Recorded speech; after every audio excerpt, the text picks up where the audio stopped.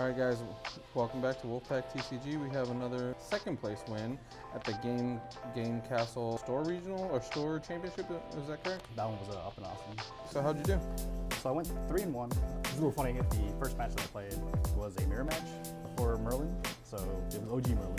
So same exact elements, same exact deck build, just a little tweaks here and there. But I lost that one. That was my only loss. Second round I had a bye, and then round 3 was against the Wind Chessman, one of the guys here, and then the last one I played was against Fire Gun Diana. So pretty interesting matchups, to say the least. How big was it? How many people? I think it was 9 or 10. There was a couple awesome guys that couldn't make it. A lot of them got sick over the weekend, but we're hoping that the next one that they're gonna have, all of them are gonna be there. Hopefully quite a few San Antonio players, I take it. Oh, that's good. All right, let's get into this. All right. So as mentioned before, I did bring Merlin again. It's one of my main decks for Grand Archive, and it's a pretty strong meta deck in general. So where do you want to put right here? So starting with the material deck, we're going into Spirit of Fire. So this one is the bread and butter for OG Merlin. You have access to a lot of the fire card draw, a lot of burn spells, just overall in general really good value for what the deck wants to play. And then we go to level 1, we go to Lorraine. So Lorraine is the quintessential level 1 for this deck. On enter, she can materialize a weapon card with the memory cost of 0. We are playing Looking Glass in this deck. So Looking Glass, for those aren't familiar, it has Omni Shroud. It is the Divine Relic of the deck, so you can only have one Divine Relic per material deck at any time. If I remember correctly, you pulled that, didn't you? Yeah, I pulled this one, so I didn't have to pay $130 for this. There you go. But this allows you to play any distortion cards without having to worry about the elemental requirements. So you're able to cheat in higher level stuff early on with this out in play. And it starts the game with this out in play. It's just a free card. So this allows you to play a lot of the Astra and Umbra stuff that you'll see Lorraine play for swords as early as turn 1. For level 2, we go into Merlin Memory Thief. So this one is just going straight into your Merlin package. The interesting thing to note here is since you're going from Lorraine to Merlin, you're going from Warrior to Mage. So there's a couple cards that you have to keep in mind when you're thinking about class bonuses. And the ability can come in handy. You can eat floating memory from any graveyard. So yours or your opponent's, and you'll get a level counter whenever you do so. So it helps her end game because the end game also uses memory or level counter stuff. And then we'll go into level 3 Kingslayer. At the beginning of your recollection phase, she will get a level counter. And then anytime you hit an even number of level counters, her next attacks get +2 damage, and you get a draw card. So it's a value engine piece for the remainder of the game as long as you keep hitting even number turns.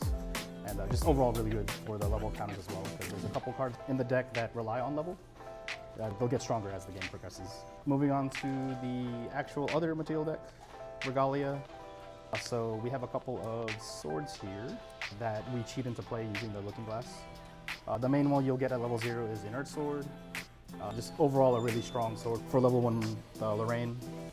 It's a 2 attack, 2 durability, so it's pretty good attack damage for early swings. You need to pay 2 from hand to bring it out, but usually early game it's pretty easy to do so.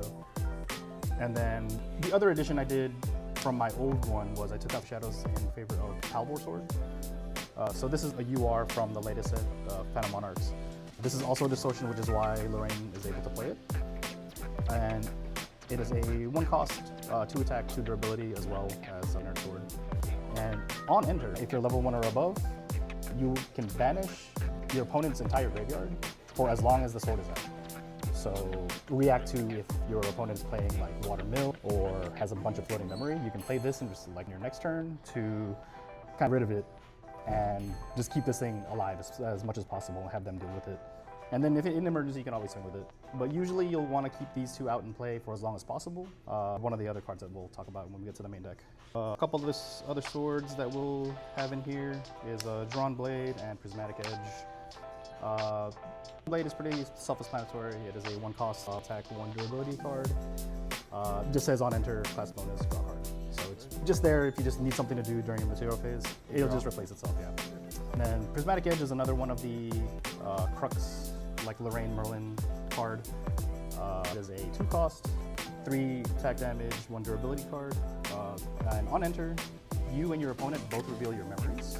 whatever's out on your memory zone. And you'll do a couple of things depending on what basic element gets revealed. Any fire card is revealed, you deal 3 damage to anything on the board. The water card is revealed, you draw a card. And if the wind card was revealed, then they randomly discard a card from their memory. So we can hit a card really good. The main one here, because we are fire, you're probably going to be banking on dealing 3 damage to something. So it could be used removal if you needed that last push for actually killing an opponent. Just overall really good value. And then it swings for 3, so really, really good. And then other tech pieces here, Fring. So Terra Fring is one of your main defenses from your material deck. Just says that end of turn can't declare attacks unless they pay 2 reserve for each attack that they do. So if you notice that their hand is kind of and they have a bunch of allies in play, they probably can only swing with 1 thing at a time, like that turn. So really good for staying alive. And then we have 1 backup charger here. This one is just another card draw piece. Pay 3, banish the backup charger, you summon a power cell token, and then draw a card in your memory. So you can do this all during your recollection phase. You'll get that card on that turn, and you proceed with your game plan. And then the last card in the material deck is the Majestic Spirit. This is a ally that is in your material deck. Okay. Costs 12, but you're probably not going to pay that 12. Has Intercept, True Sight, and Vigor, so you can redirect any damages that is dealt to your champion to it. Allows you to hit anything with stealth. And then Vigor allows it to at the end of your turn. So it's always going to be an active threat. Vigor is like... yeah, it's a little bit like Vigilance. It doesn't like standing, but like at the end of turn, stand up. So there is a window in there where water can keep it tapped out because it still has to tap to attack. Okay. Yeah, it's essentially Vigor. The other thing with this spirit is control has Spell Shroud while it's out. So you can't get fireballed, you can't get combat damage while this thing is out. So they have to take care of this thing first before being able to hit your champion with. Then if another Crux element you control would take damage, reduce that damage in half. So you have to go like big against something to kill it. And that includes your level 3 champion as well. Really? Because it says element, unit. So unit includes champions, so your level 3 would be Crux. You have Spell Shroud to prevent any kind of non-combat damage, and then combat damage, you'll be taking half. So, big beater, and it does reduction. Yep, so that is the material deck. We'll go on to the main deck here. Let me go ahead and put these up here. Hopefully you have room. Probably just stack these like. Is Merlin your favorite deck right now? One of my favorites, just because it's a deck that has multiple avenues of attacks, like ways of finishing games, like not just direct damage or it's not just allies. It can do everything. There you go. That's always good. Yep. Okay. Main deck. Start with the allies. So here we have 3 Cheshire Cats. Cheshire Cat here, a 3-cost ally that has 1 attack, 3 health, and has Spell Shroud and Stealth. So it's really hard to just target in general. You get abilities of Distortion Regalia that you own, and it gets power equal to the base stats of any distortion weapon that you have. So if you combine that with, say, as I mentioned before, if you have Palvor and Inert Sword out both at the same time, these 2 have both 2-cost base, so Cheshire Cat becomes a 5/3. So you're swinging at face for 5/3 that's really hard to deal with because you can't target it. Okay. So that's the play that you need Looking Glass for to get yeah, that, yeah, right? yeah. All of these you need Looking Glass because they're all distortion. And normally you would need to be at your advanced element, which is level 3, in order to play it. But Looking Glass allows you to ignore that. So you can actually play Cheshire Cat like you're level 1 because you have Looking Glass out. Okay. This one here we have Dungeon Guide, and true staple. This allows you to level up your champion outside of your material phase. So it's basically like, if you think about it in other games, you can easily go from like 1 to level 3 in 1 turn if you have this out. And good thing we're getting a playset of them in the next. Oh yeah. If you're gonna get into this game, you can probably wait until April. With the next recollection deck, you get a full playset of Dungeon Guides and then a whole bunch of reprints in that set. So yeah, time to get in. Okay. Next one, we have a set of Liminal Guides. This is one that I decided to add on early, or after playing like budget version of the deck before. Get all the power I can get. Liminal Guide is a 3-cost that's a 1/3, and the main thing with this guy is your champion levels up. If he is in your graveyard, you can bring him into play. He becomes ephemeral. It's kind of like I'm trying to remember what it was in Magic, but it's like if they would die, they would get exiled. It's the same thing here. If you bring him in with the ability, you also get a card. So you're gonna get value with a body and a card in hand. So overall, just super good. Very good. The next one here, we have Fluffy Shopkeep. Good interceptor. You need some defense for the early game. It's also card filtering too. So the on-enter effect with Fluffy Shopkeep, you banish 2 cards from your material deck in order to draw a card in your memory. So usually you're going to be banishing like Edge and the Majestic Spirit because the cards in the deck will allow you to play these from banishment anyway. So you don't mind if you don't see them, like you don't keep them in your material deck. And then also they're 1/3s, they're pretty beefy for interceptors, so it's going to be hard to hit your champion with really small attacks if this guy's out. Next one, we have a set of Stalwart Shieldmates. Your basic 0/2 taunter with floating memory. So just that protects your board, your champion early. And if they do decide to kill it, you have floating memory to use for later turns on level ups and stuff. So yeah. Then a couple tier. This one is Undying Dreams. I used to run a set, but I had to fit in some other cards that I had added on last minute. So ended up cutting these to 2. This one synergizes with your liminal guides if they become ephemeral because they buff your any unit +1/+1. And if that unit is ephemeral, you put a buff counter on them. So it's essentially giving you +2/+2. And then that 1/1, the buff counter stays, so it'll be that +1/+1 extra. And then it's also floating memory, so floating memory is always nice. And then here we have a couple of protection pieces. Spread these out because these are kind of similar to what they do. First one here, Resolute Stand, is a 3-cost protection that prevents 3 combat damage. And you can decide to play this for free if you skip your next draw phase, which is okay because the deck has a lot already. So missing that one is not that bad, especially if you have already an influx of cards in hand. Destiny I have at 1, it has a couple other ones if you really need it. Ignore the first part because we don't run Fate Stones. But the main one of this one is it can prevent any amount of damage. Like it's one singular attack or just any kind of source, prevent all of it. And if that damage is 7 or more, then it taxes the opponent onto if they were to play another card. So it can foil some combo they want to do. And then Topsy Decree, this is kind of a breakout card for Monarchs. The card jumped up from like the $30. Is it really? Yeah. Oh. Yep. The main thing with Topsy Decree is all of the modes that you can pick with Topsy Decree are all relevant right now. There's a 3-cost spell that says Imbue 3, so when you imbue, you can decide to reveal the cards that you used to pay for it. And if they are all norm element, because this is a norm element, then you get to choose 2 instead of just a single one. The 3 modes on it are Champion gets Spell Shroud until end of turn, which is really big for non-combat damage, like you're in the mirror. You can prevent all of the likes and stuff. The other one is up to 1 target opponent discards a card from their hand or memory, so more discard is always good. And then you can choose to banish cards from their graveyard. So more hate, memory hate, all that stuff.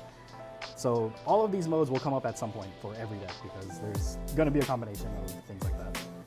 But all these protection pieces are kind of the deck is going to protect itself from non-combat damage, especially from things like Arisana. Arisana doing Cosmic Bolts that are exponentially getting bigger. You just stop that with one single card. There you go. Okay. Then a couple other ones here. We have 2 copies of Sudden Steel. To run a set, but they cut it to 2 because there are other ways to finish it out now for Merlin. This is a 6-cost, that's a 5 damage attack. It says efficiency for warriors.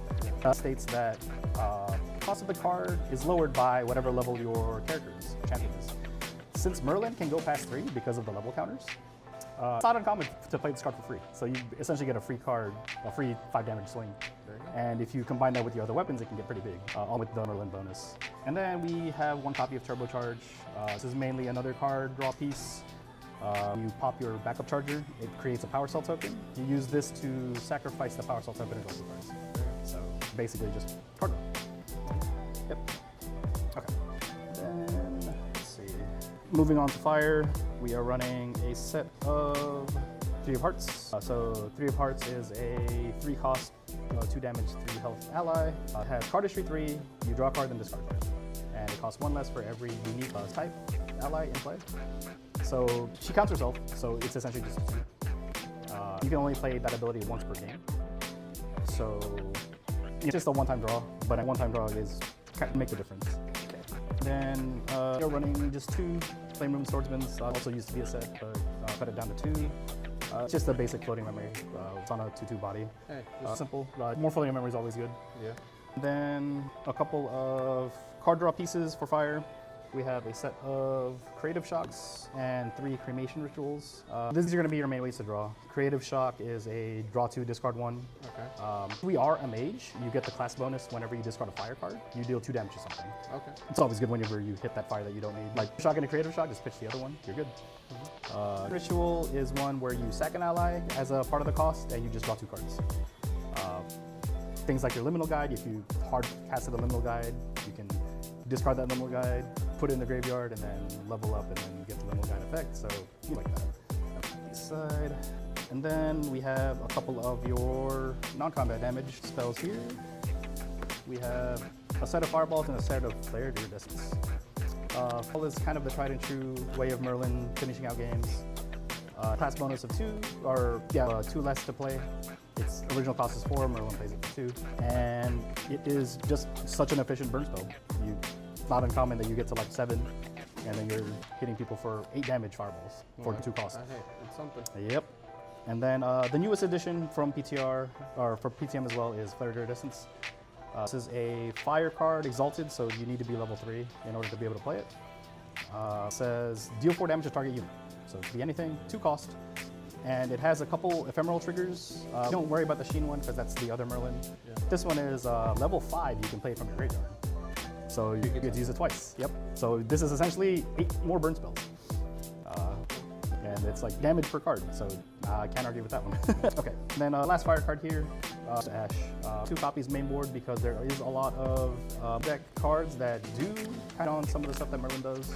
Specifically Censor Vessel Piece, because that one turns off any effects from graveyards, which we have a couple here with Liminal Guides and Floating Memory. So we need to hit those as much as possible. And then we're moving on to the advanced elements. So we're playing Crux. Good old Ghost of Pendragon. Super efficient body, 3/4.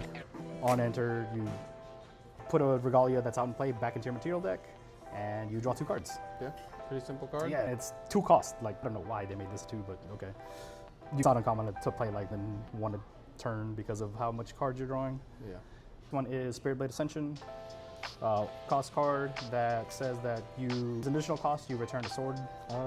Return a sword regalia you own back to the material deck, and you can play a sword from your banished zone and put it into play. So the usual combo is going to be with Prismatic Edge, which let me go find it. It's over here. This is the one that you're going to be flickering back and forth to get all those good things. Yeah, to get the effects and the 3 attack. So you can bounce this one with this one. You can return this back to your deck and then play it back out because that's how the card is worded. So you can keep bouncing it back and forth. There you go. And then the last card is Incarnate Majesty. This is the one that lets you play the big boss monster from your material deck for a little bit lower cost.